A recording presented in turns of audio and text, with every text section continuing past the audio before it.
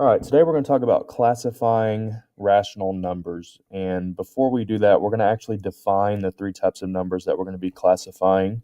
The first type is a whole number. And this is the easiest type to remember. It is basically just counting numbers. Any number that you can count to on your fingers. So some examples would be 0, 1, 2, 3, and I could keep going. So any positive whole number. The next type of number we're going to talk about is an integer. And integers are all whole numbers and their opposites.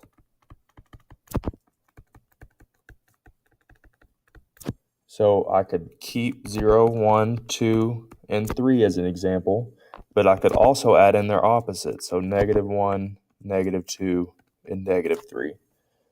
The important thing to remember about integers is they're all whole numbers. There are no fractions or decimals, even if it's negative. All whole numbers and their opposites. And then the last type is a rational number. And I'm going to underline the word ratio. A rational number is any number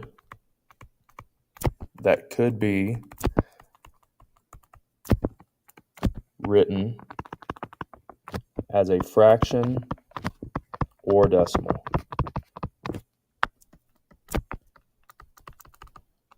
And fractions or decimals are ratios, so that's why it's a rational number. That's the easiest way that's how I was taught, and that's how I remember it. Rational numbers are anything that can be written as a ratio.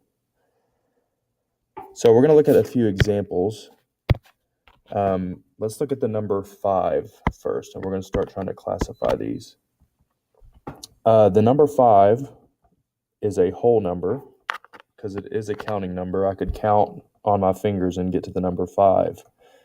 5 is also an integer because remember our definition for an integer is all whole numbers and their opposites. So 5 is a whole number, an integer, and it's also a rational number because I could write 5 as 5.0 and 5 over 1.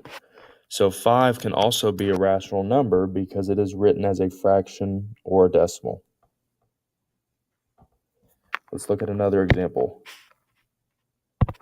-2 would be an integer because it is a negative whole number. -2 could not be a whole number because it is not positive.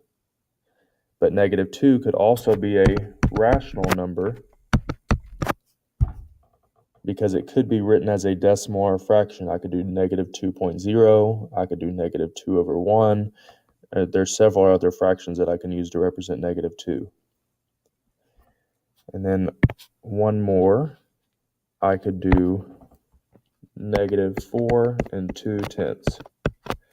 And -4 and 2/10 cannot be a whole number because it has a decimal, and it also cannot be an integer, even though it's negative. So 4 and 2/10 would only be a rational number. So a little bit easier way than writing this out every time is using a Venn diagram. And I'm going to draw one over here. It's got 3 circles.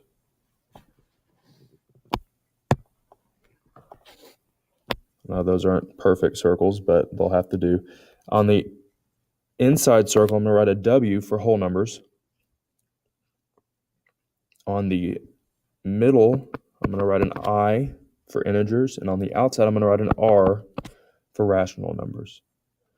So we looked at number 5, and we said that that's a whole number, an integer, and a rational number. Well, the best place to put it is in whole numbers because 5 is a whole number. And if we look at our Venn diagram, 5 is in the whole number circle, but it's also technically inside the integer circle and inside the rational number. So any whole number, although it's in the whole number circle, technically it's in all 3 circles. So that makes all whole numbers integers and rational numbers.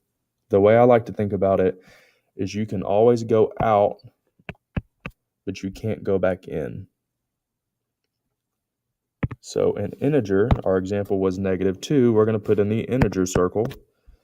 And we said -2 is an integer and a rational number. Well, remember, we can go out, but we can't go back in. -2 is not a whole number. It is only an integer and a rational number.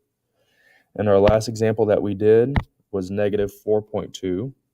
And we said that that is only a rational number. Well, since it's in the outermost circle, there's nothing left to go out to.